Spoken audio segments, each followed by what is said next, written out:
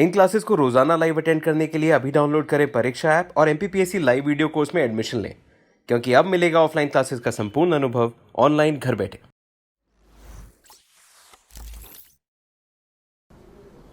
Hello students, कैसे हैं?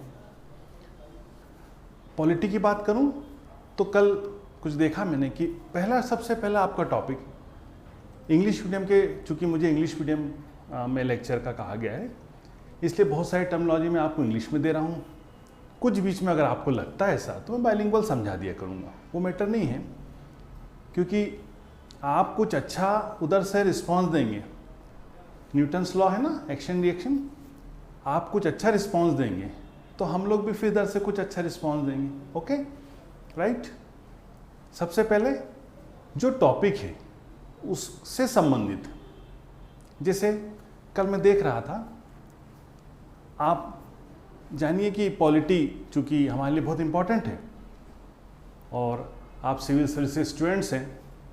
कुछ कह रहे थे सर कहाँ से, सर कौन सा विषय है, सर क्या है ये फर्स्ट टॉपिक था, historical background of the constitution, या हम इसको कह सकते हैं constitution development of India. Okay, ये पहला टॉपिक था। शुरुआत यहीं से होती है संविधान की। जब तक हम किसी चीज़ की हिस्ट्री का अध्ययन नहीं करेंगे, हम उस विषय को, उसकी थीम को नहीं पकड़ पाएंगे, राइट। इसलिए हमने सबसे पहले आपको historical background of the constitution के बारे में चर्चा की थी।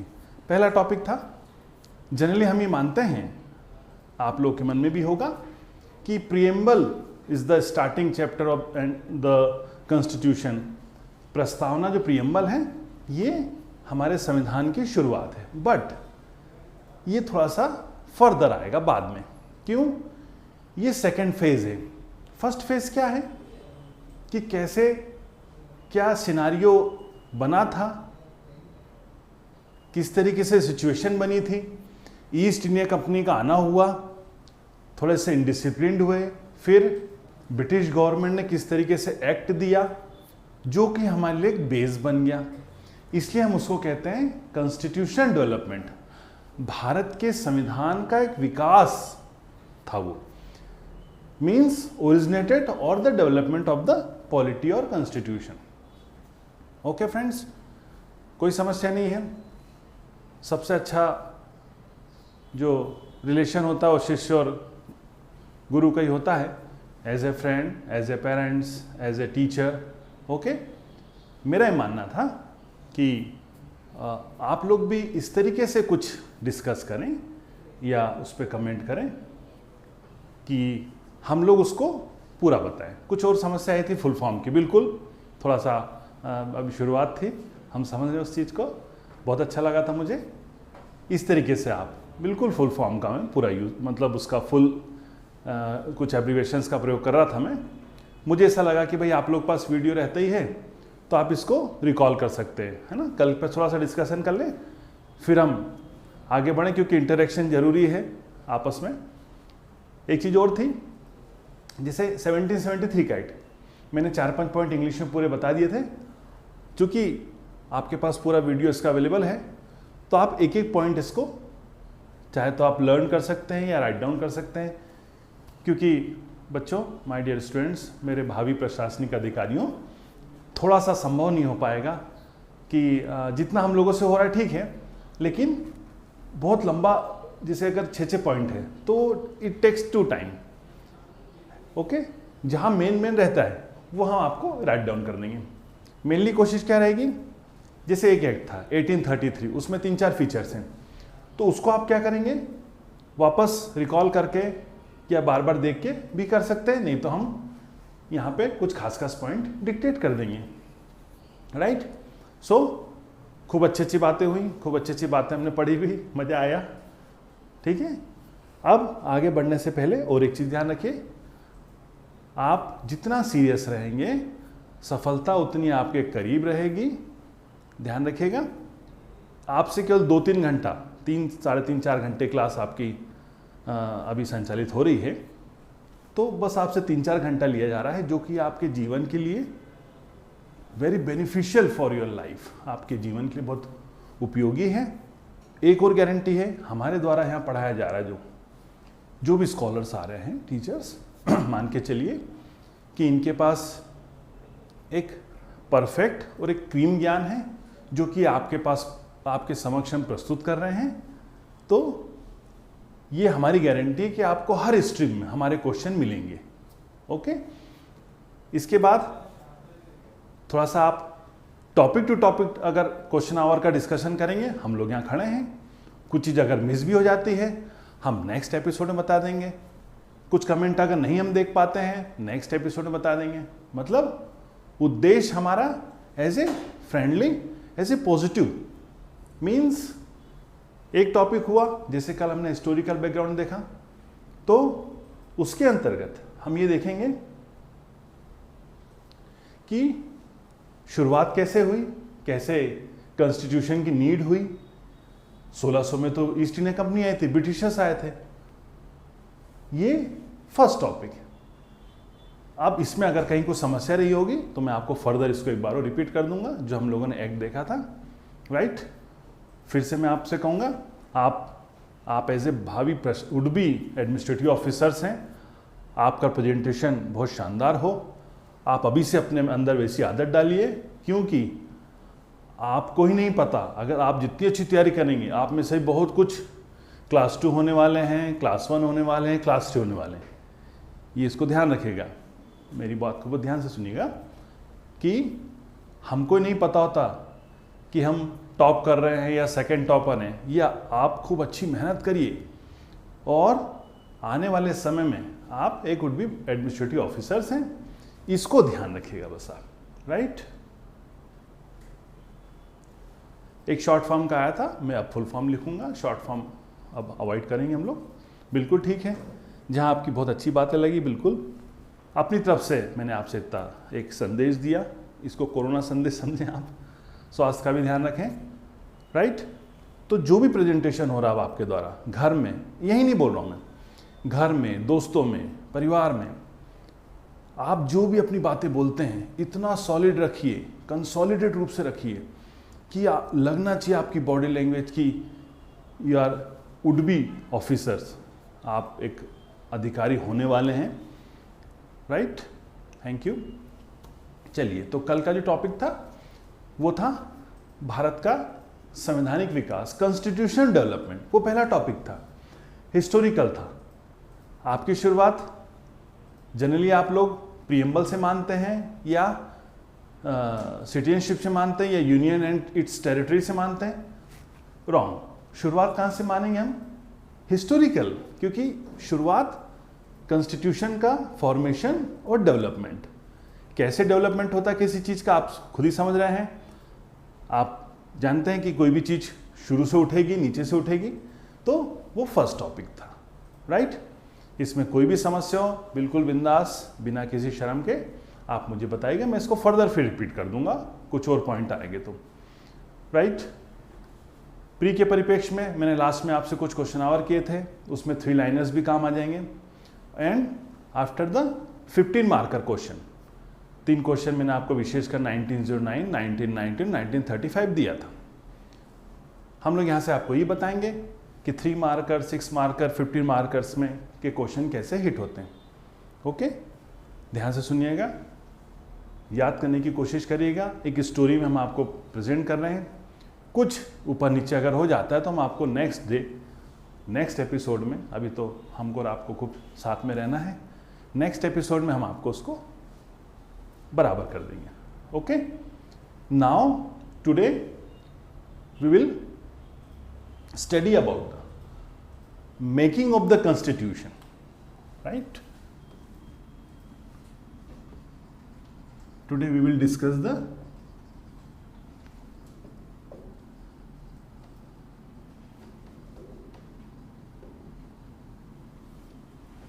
Making of the constitution.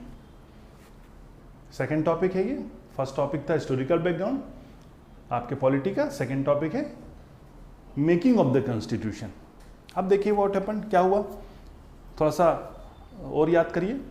Humanities के सब्जेक्ट्स, हिस्ट्री, पॉलिटी, मेरी आपसे इस बारे में चर्चा हुई थी कि व्हाट, हाउ, व्हेन, वेयर, कब, क्यों, कहां, कैसे।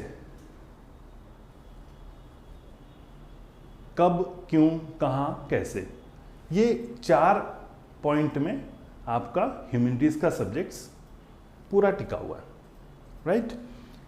पहला टॉपिक जब हम खत्म करते हैं, कॉन्स्टिट्यूशन का डेवलपमेंट हुआ ईस्ट इंडिया कंपनी के बाद Britishers. 1947 India and Pakistan became 2 dominant country,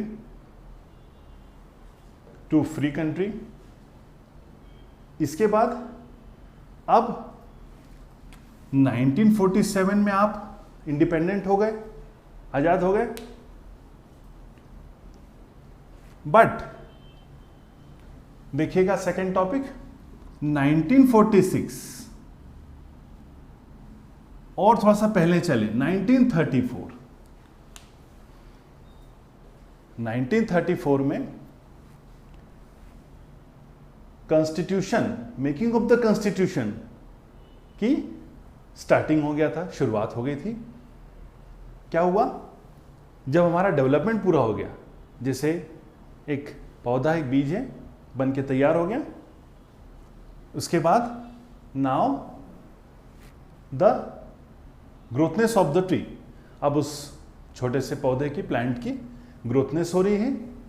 second topic हम देखेंगे मेकिंग ऑफ द कॉन्स्टिट्यूशन।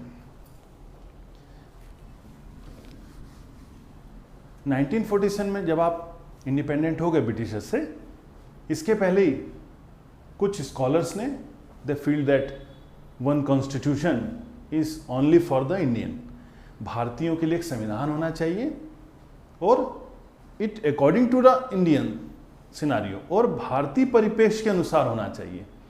ये सबसे मेन था, one constitution should be there and according to the constitution scenario of the Indian, right. अब हम कुछ पॉइंट से आपको शुरू करेंगे। सबसे पहले इसका थोड़ा सा हिस्ट्री, वही फंडा है, बहुत अच्छा तरीका है, थोड़ा सा इंटरेस्ट लीजिए, थोड़ा सा एक बार फिर से कल वाले वीडियो को भी देखेंगे, बाद में आज वाले को भी देखेंगे, मन को पॉजिटिव करिए। हर विषय को हम थोड़ा सा बाइफिकेट कर रहे हैं, मैटर की कोई कमी नहीं है, बुक्स की कोई कमी नहीं है, बट एक एक टॉपिक को इजी भाषा में, इजी लैंग्वेज में हम उसको समझेंगे। यहाँ फिर से देखिए, वापस मेकिंग ऑफ द कॉन्स्टिट्यूशन कैसे शुरुआत हुई, कौन ने की, पहला पॉइंट रहेगा। सेकंड हम देखते हैं कंपोजिशन, सेकंड टॉपिक आपका रहेगा कंपोजिशन का। एंड थर्ड टॉपिक रहेगा आपका working of the constituent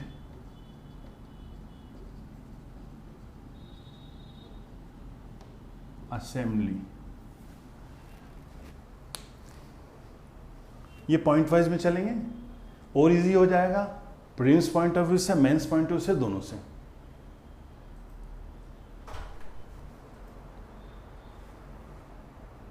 okay,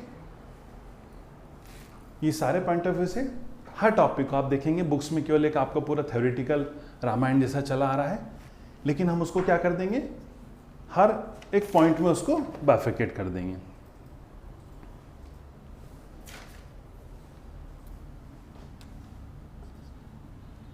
यहीं पर कंपोजिशन एंड इलेक्शन भी कर सकते हैं। Then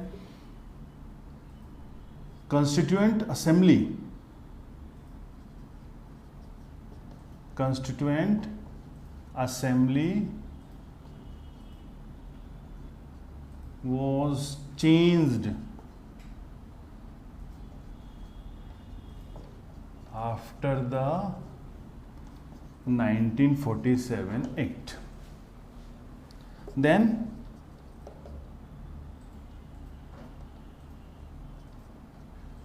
criticism, critics, and last is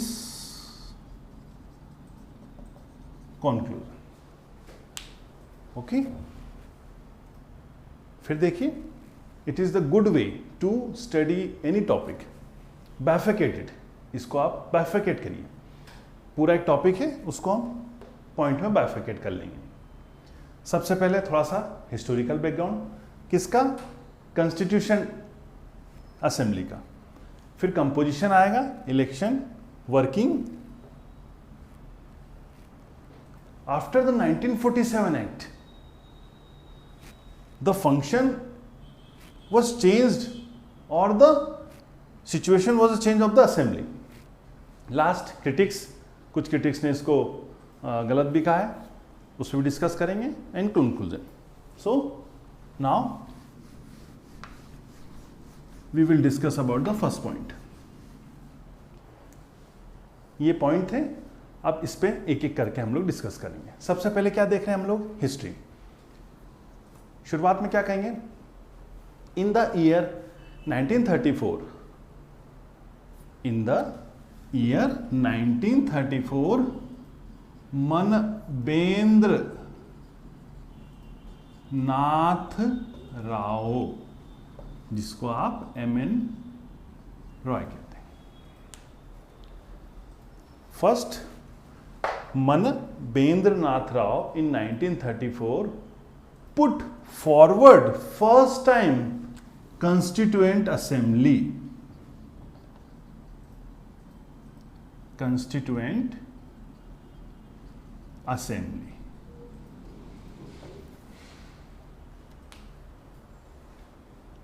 okay. First fact क्या आ गया? पहला पॉइंट हमने देखा था हिस्टोरिकल में, शुरुआत कहां से हुई? In 1934, Manbendra Nath Rao was the first person who introduced or who put forward the Constituent Assembly. Okay? Then after the gradually started of assembly, एक शुरुआत हो गई।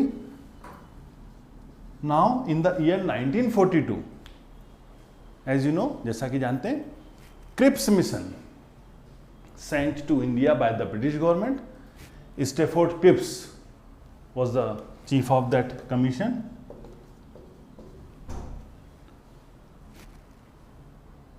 He came to India and discussed about the Constituent Assembly, but it was not properly fulfill the theme or aim of the assembly. Proper तरीके से Cripps mission नहीं कर पाया, fail हो गया। यहां पे एक चीज और थी, Cripps mission oppose the Muslim league.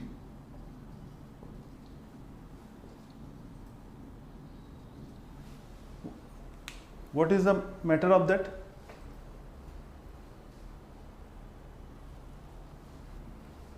Muslim League wanted two constituent assembly. That is why Cripps denied or rejected their proposal. In 1942, Cripps mission came to India. They rejected or denied the proposal of Muslim League because Muslim League wanted two constituent assemblies. And now 1946 cabinet mission came to India. March 1946 cabinet mission came to India. 3 members were in that commission: Patrick Lawrence, Alexander and Cripps. So in 1946 cabinet mission came to India. That mission was finally authorized to the Constituent Assembly. So this is the important question. Manbendra Nath Roy initiated or put forward first time Constituent Assembly, and final it was approved by the cabinet mission in 1946. Right? This is the first point of our making of the constitution. Historical 1934 Manbendra Nath Rao and 1946 cabinet mission was given the finally approved to the constituent assembly. Second point हमारा था composition.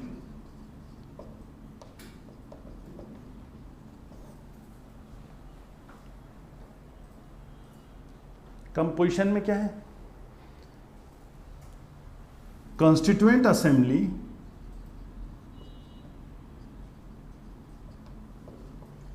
was constituted in the year 1946. Constituent Assembly was constituted in the year 1946. Composition means एक संगठन, कोई भी चीज़ हम बनाते हैं तो उसका कितने मेंबर हैं, कहाँ से कितने मेंबर इलेक्ट होंगे. सो इसे हम एक डायग्राम के थ्रू समझ सकते हैं. Total 389 members were in the constituent assembly. कुल 390 सदस्य थे.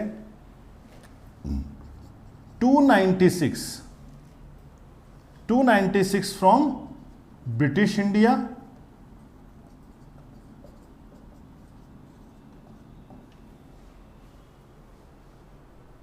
And 93 from princely state.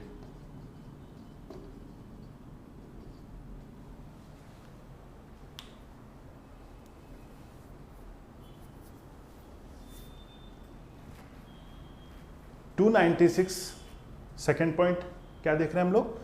Composition of the organisation of the constituent assembly. Total member 389, 296 member from British India and 93 from princely states. And now अब इस 296 को bifurcate करेंगे. 292 from British provinces,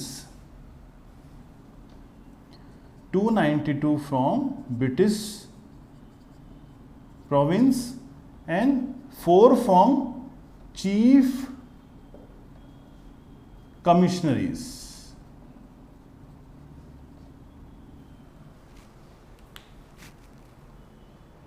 composition पहला क्या था? टोटल 389 मेंबर्स हैं. 296 from British India, 93 from princely states.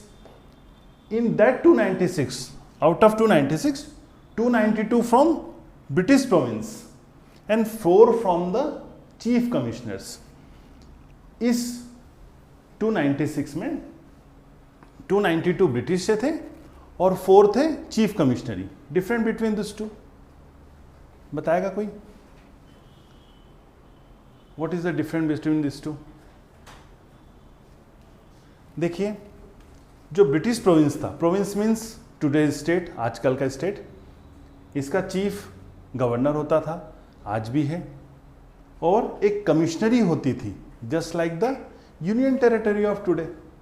थोड़ा सा बेसिक कंसेप्ट है, बुक्स में बहुत क्लियर नहीं है, समझिए. 296 जो ब्रिटिश इंडिया से थे, 292 from British provinces and 4 from the chief commissioners, right?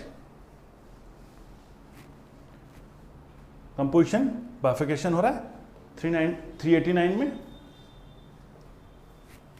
अब इलेक्शन भी देख लें इसका. That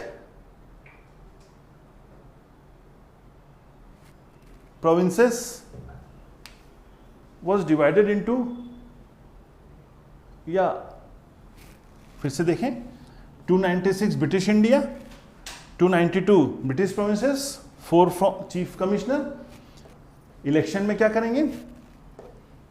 the British provinces were divided among the 3 main communities. थोड़ा समझिए, ये जो ब्रिटिश प्रोविंसेस थे, मीन्स आजकल के स्टेट, ये 3 कम्युनिटीज में डिवाइडेड थे. सिख थे, मुस्लिम थे और जनरल. जनरल में हम except then the Sikh Muslims को छोड़ के जनरल में सब आ गए. सिख, मुस्लिम एंड, मैं आपके कमेंट भी देखते जा रहा हूं, तुरंत उसको सॉर्ट आउट कर देंगे. क्या क्या बोल रहे हैं? British provinces were divided among the three communities, Sikh, Muslims and general. And members were elected by representative of assembly were elected by their community. Means हर समुदाय से जो असेंबली के रिप्रेजेंटेटिव या मेंबर होते थे वो अपने अपने समुदाय से चुन लिए जाते थे. Repeat it. Representative of assembly were elected by the communities, their own communities, which was divided into three, mainly three. Next, again one important point. जैसा कि हम जानते हैं कि पार्षद से लेके प्रधानमंत्री तक the seats allocation on the proportion of the population, ये क्वेश्चन आया था, ये ध्यान रखिएगा. जनसंख्या के अनुसार सीट्स का बंटवारा था, वही सेम यहां पर भी था. 1 सीट और 1 रिप्रेजेंटेटिव ऑफ असेंबली, 1 सीट और 1 representative of assembly was to be 10 lakh population or 1 million. Means संविधान सभा का एक सदस्य 10 लाख की जनसंख्या का रिप्रेजेंट करता था, प्रतिनिधित्व करता था. ओके. अच्छा, बीच में एक क्वेश्चन आया सिख जनरल में, वो हम लोगों ने, मैंने आपको बताया था कि British provinces divided into 3 communities. तो सिख तो ऑलरेडी दे दिया गया था, मुस्लिम भी दे दिया गया था, इसलिए चूंकि उसको एक सेपरेट पोजीशन मिल गई थी, दैट्स वाई हम सिखों को जनरल में नहीं ले रहे थे, क्योंकि उनको एक सेपरेट स्थिति मिल गई थी by the British. Okay. Comment भी आ रहे हैं आपके, राइट? क्लियर हो रहा है? आज क्वेश्चन पूछिए, बिल्कुल हम आपको बताएंगे.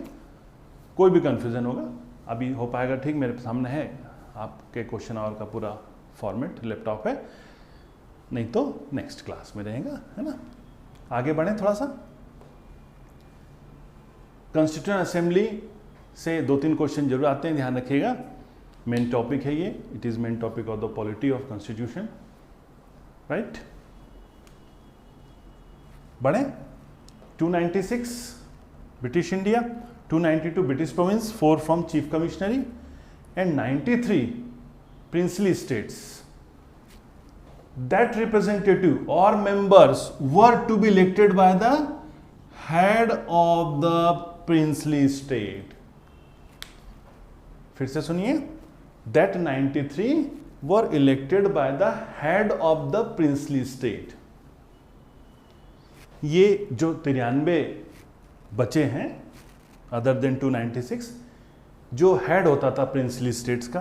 प्रिंसली स्टेट जस्ट लाइक एक रजवाड़ा कह सकते हैं हम, है ना, देशी रियासतें जिसको हम कह सकते हैं, एक हेड होता था. So that representative remaining 93 elected by the head of the princely states. Okay, right? One thing main, that 292 came from the 11 provinces and 4 from the chief commissioner, 93 from head of the princely states. Okay, this is the composition. It means we can say constituent assembly was partially nominated and partially elected body. हम क्या कह सकते हैं?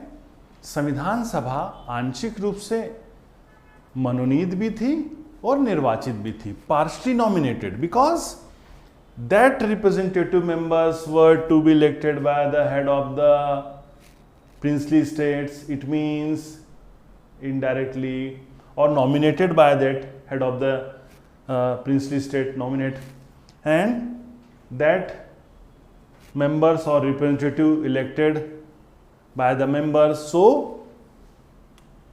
we can say partially nominated and partially elected. Okay, next one, indirect election, members of the Constituent Assembly elected by, not by the people, by the nominated.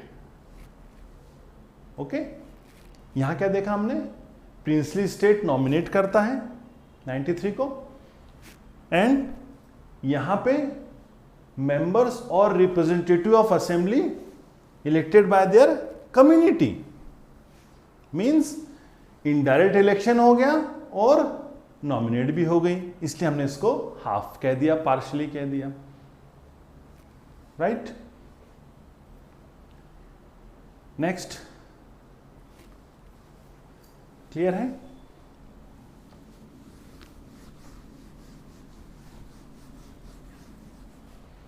Any doubt?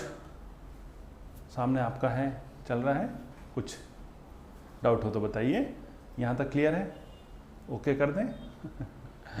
ठीक, बढ़ेंगे, topic wise देखिएगा। फिर से देखिए, किसी भी topic को व्यवस्थित रूप से properly it systemise in the point, her topic को आप याद रखिए, किसी भी विषय में, हिस्ट्री हो, पॉलिटी हो, इकोनॉमिक्स हो, किसी भी कंटेंट को आप क्या करें, पॉइंट बना लें, थोड़ा सा हिस्टोरिकल बैकग्राउंड, फिर कैसे हुआ, कहाँ हुआ, क्यों। ओके, अब जब हमने देखा कि कॉन्स्टिट्यूंट असेंबली आ गई एम एन रॉय के द्वारा, कैबिनेट मिशन के द्वारा, देन कंपोजिशन हो गया 296, 292, 4 and 93, right? One representative were to be on the 10 lakh population, 10 lakh की जनसंख्या पर एक प्रतिनिधि होता था। पॉपुलेशन बेस रहता है हमेशा चुनाव में। इनडायरेक्ट इलेक्शन था, नॉमिनेट भी होते थे और इनडायरेक्ट इलेक्ट भी होते थे। नाउ सिंपली कॉन्स्टिट्यूएंट असेंबली का ग्रेजुअली फॉर्मेशन स्टार्ट हो गया, आगे बढ़ रही है। नेक्स्ट पॉइंट देखेंगे,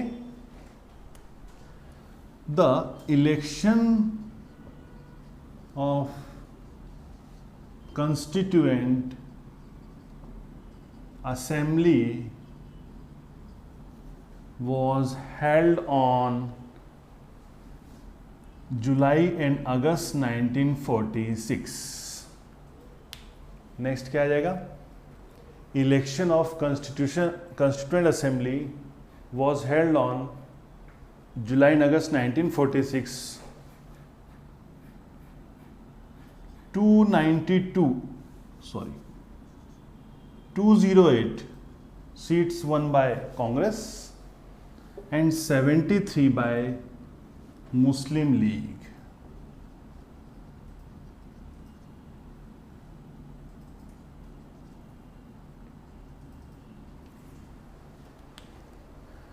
In the August 1946 election was held on the August 1946, 208 Congress seats won and 73 Muslim League, right? Now the next point, working of the constitution.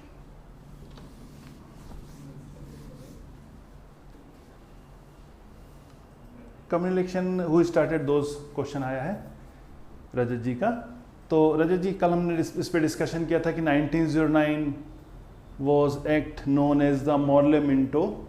Morley was the Indian secretary and Minto was viceroy then that. So your answer is Minto. Okay. Communal award का इन 1909 में, because separate electorate for the Muslims, means Muslim candidate या members were to be elected by only Muslims voters, right? So the father of communal election or communalism, Morley, Minto, not Morley, it was Minto.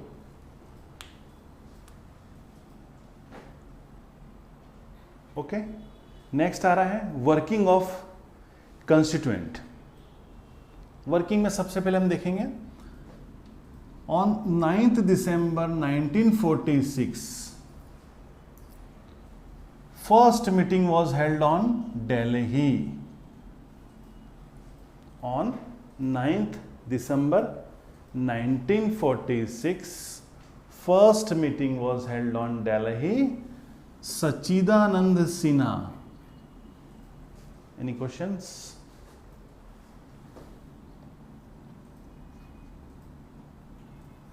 Sachidanand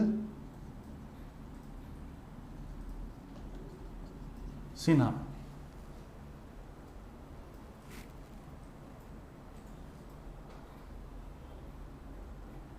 was the first non-permanent chairman of Constituent Assembly. 9 December 1946 first meeting was held on Delhi. Dr. Sachidanand Sinha was the first non-permanent chairman of Assembly. Okay, and now second meeting was held on 11 December 1946, after 2 days, also in Delhi. Dr. Rajendra Prasad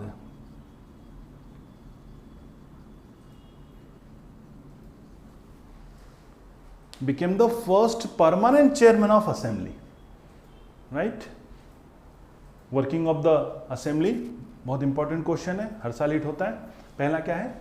first meeting 9 December 1946, Sachchidanand Sinha, and second Sachin Sinha was the non-permanent chairman of Assembly, and 11 December 1946 Dr. Rajendra Prasad was the first permanent chairman of Assembly. Right?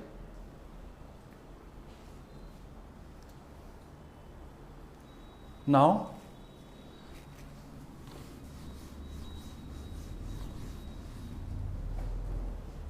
okay, at a glance 1934 M.N. Roy, Constituent Assembly 389 members थे, 296 from British India, 93 from Prince State.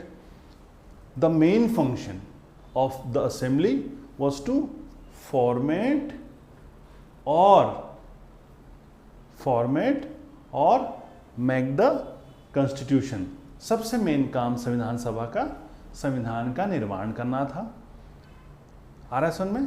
Gradually चल रहे हैं हम लोग। कल history देखी थी, आज उसी चीज का बर्थ हो गया, बॉर्न हो गया बच्चे का। अब हम लोग नामकरण करेंगे। तो कॉन्स्टिट्यूशन किस तरीके से, एक असेंबली की जरूरत पड़ गई कि 47 में आप इंडिपेंडेंट तो हो गए,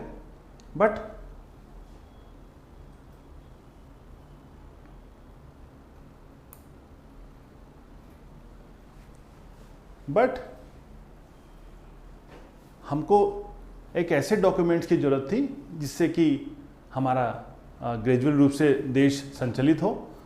उसके लिए assembly was needed, constituent assembly was needed because the main function to make और format the constitution. Simply what is constitution? Anyone? संविधान क्या है? Constitution is a set of rules we can say, और it is legal documents that how to central, state and local government works. It also determine or regulate the functions of the 3 branches of the government. एक ऐसा लिखित और वैधानिक documents है जिसके द्वारा सरकार किस तरीके से काम करती है। इसके साथ साथ also determine the 3 branches of the function of the 3 branches of the government. 3 branches कौन सी है? Executive, legislative and judiciary. Okay, question आया है। एस.एस. सिन्हा बिल्कुल राइट है, ओल्डेस्ट मेंबर थे। Sachchidanand Sinha was the oldest member of the assembly, that's why he was appointed, was the first non-permanent chairman on 9 December. Right? One main point. Assembly का जब formation हो गया, सबसे मेन काम उनको संविधान का निर्माण करने को कहा गया, एंड नेक्स्ट पॉइंट क्या आएगा इसमें, after the independence act of 1947, after the independence act of 1947 the scenario has changed in the concern of constituent assembly. संविधान सभा के कुछ फंक्शंस और स्थिति में बदलाव हुआ when 1947 act, what was that, क्या हुआ, by that act assembly was made a fully sovereign body.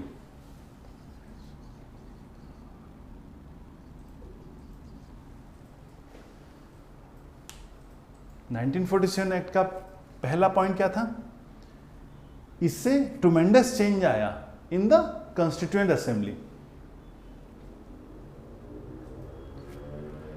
Sovereign क्या बोल रहे हैं 47 में पहला point, constituent assembly made up fully sovereign body, कि संविधान सभा कंप्लीटली रूप से एक संप्रभु संस्था बन जाए। सोवरेन समझते हैं, what is the exactly meaning of, means supreme.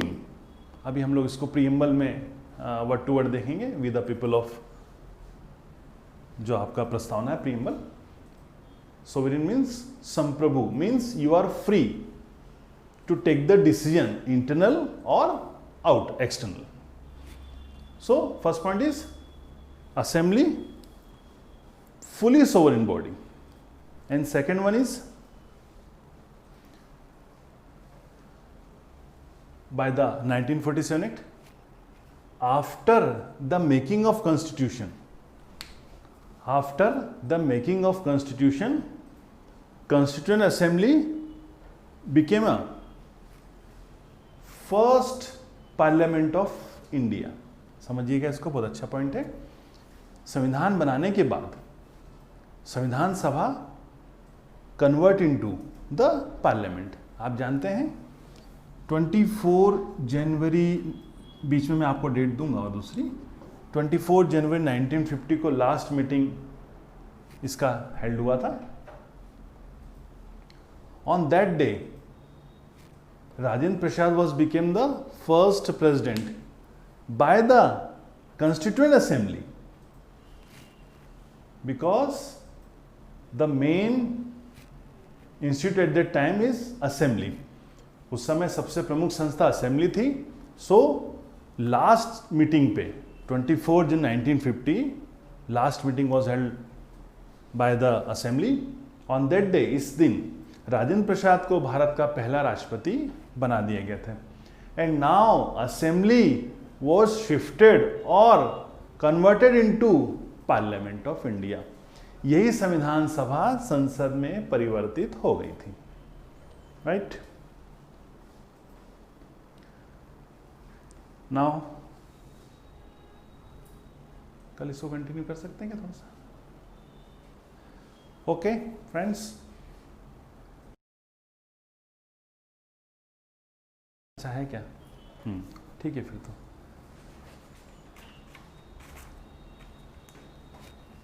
Next point, main functions of the assembly. पहला फंक्शन क्या है? First function, it ratified the India membership. पहला फंक्शन क्या है? It ratified the India's membership on the Commonwealth in May 1949। सबसे important कार्य क्या है? It ratified the India's membership in the Commonwealth. मई 1949 में 1949 में असेंबली ने सबसे मेन महत्वपूर्ण काम किया, that India became the member of Commonwealth. Commonwealth क्या होता है? कॉमनवेल्थ कंट्रीज वे हैं जो कभी ब्रिटेन के अधीन रहे हों, इंग्लैंड के सबऑर्डिनेट से अंडर में रहे हों, उन्हें हम कॉमनवेल्थ कंट्रीज कहते हैं। हम भी ब्रिटेन के एक समय अधीन थे, ब्रिटेन का हमारे ऊपर डोमिनियन था। That's why Commonwealth is purely known as the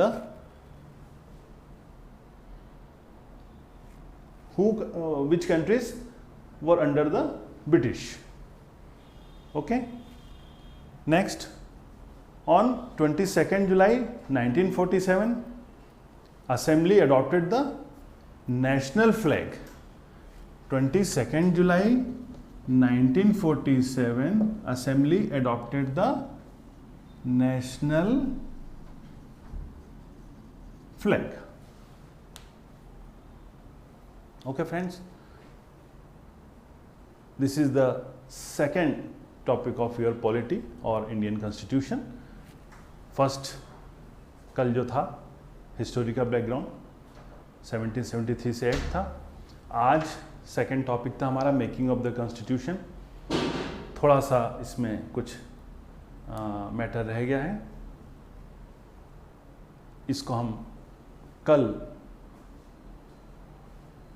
key class में एंड करके नेक्स्ट टॉपिक उसके बाद कल ही उठा लेंगे। ओके फ्रेंड्स, क्लियर है? सेकंड टॉपिक था मेकिंग ऑफ द कॉन्स्टिट्यूशन। कोई भी क्वेश्चन हो बताइएगा। मैं भी आपको डेट दूंगा। 24 जून 1950 को national song, national anthem and 24 जनवरी 1950 last meeting was held on. 24 जनवरी 1950 very important, national song, national anthem and last meeting. Okay, इसके बाद संविधान सभा जो असेंबली थी two main function format the constitution, संविधान को बनाने में 2 वर्ष 11 माह और 18 दिन लगे। Completed in 2 years 11 months and 18 days and expense at least 64 lakh. एक सिंपल सा फैक्ट है, आता तो नहीं है। 64 लाख रुपए इसमें खर्चा आया था। Okay right. बाकी इस पे जो फर्दर क्यूरीज है उसको मैं कल आपको दूर करूंगा। थोड़ा सा मैटर और है इसमें। अभी हम देखेंगे committees, drafting committees very important. 7 members were in there and Ambedkar, Bhimrao Ambedkar was the chairman of that committee, and the critics have mentioned some points to the in the concern of the assembly. आलोचक जो करता थे उन्होंने कुछ assembly की critics बताई है, उसको भी हम डिस्कस करेंगे। बट लास्ट में हम थोड़ा सा इसको पॉजिटिव बताएंगे क्योंकि assembly was very important. It was done very important work to make the और फॉर्मेट द कॉन्स्टिट्यूशन। बहुत महत्वपूर्ण कार्य किया था। इंग्लिश टर्मिनोलॉजी बिल्कुल पूछ लीजिएगा, और भी कुछ हो बताइएगा। ठीक है फ्रेंड्स, स्टूडेंट्स, कोमलिका, आदर्श, रजत, प्रीतम, ओके, और बाकी सभी, है ना। कल मैं आपको जो इसका फर्दर मैटर रह गया है उसको एंड कर देंगे। क्वेश्चंस फटाफट जरा देख लें 5 मिनट में, बस सर 5 मिनट। क्वेश्चंस लिखिए फटाफट।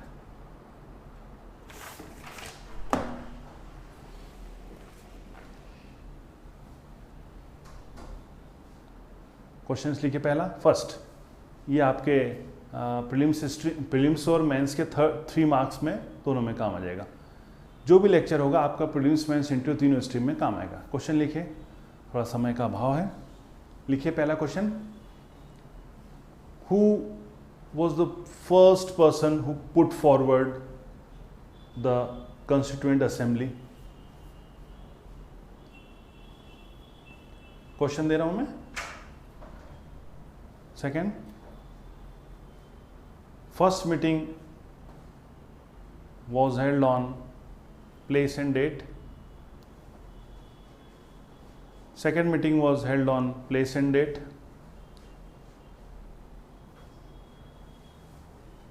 How many members in Constituent Assembly? Bifurcate properly. Properly उसको बताइएगा। कहाँ से कितने आए थे?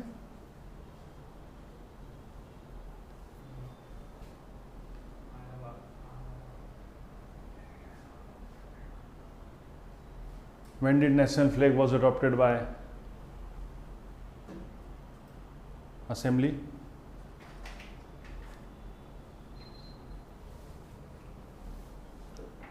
When did national anthem and national song was adopted by assembly? Okay, thank you, good night, शुभ रात्रि, ध्यान रखिएगा।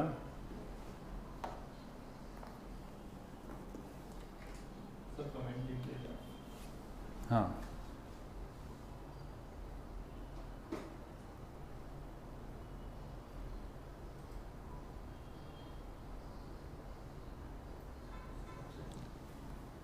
कल के क्वेश्चन टैली का पूछ रहे हैं। आज थोड़ा सा लेक्चर ज़्यादा हो गया, मैं आज और कल के क्वेश्चंस कल हम लोग टैली कर लेंगे। ओके,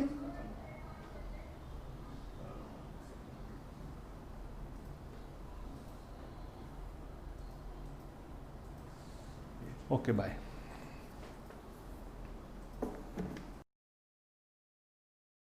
दोस्तों ऐसी और वीडियोस के लिए अभी सब्सक्राइब कीजिए MP परीक्षा चैनल को और बेल आइकन दबाना ना भूलें।